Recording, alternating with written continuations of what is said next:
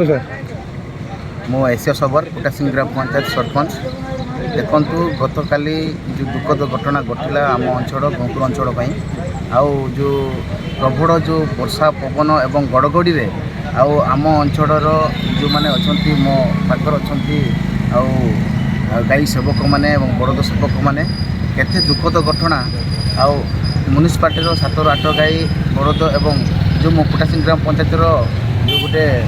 चाष गाई चाष बड़द ए सब जाक आउ बर्तमान से गड़गड़ी में मरी जाइछंती। तेणु आम अनुरोध करुचु प्रशासन को एवं सरकार को ए जो किपरि कंपनसेसन मिल पार एवं सरकार द्वारा ए जो गाई सेवक मान किपरि पाई पारिबे से प्रति आम सरकार को अनुरोध करुचु। ए अंचल देखंतु वर्तमान खूब कष्ट केते कष्ट करिकी गाई किणी एवं एमाने निजर चाष जमी चाष करने एवं निजर आउ जो क्षीर से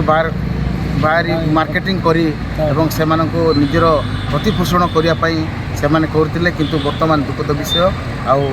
9 ରୁ 10ଟି गाई मरी जाइछंती। आउ वर्तमान जो प्रशासन आसते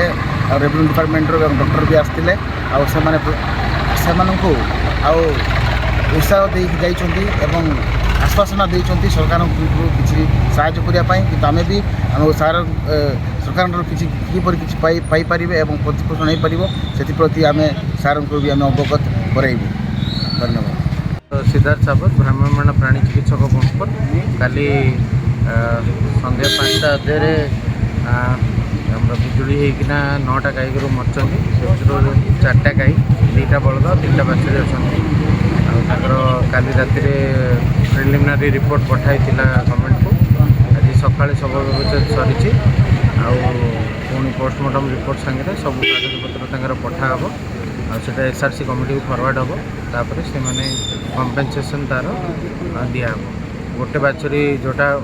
काली बिजुली आहत थिला सेटा आज सुस्थ अच्छी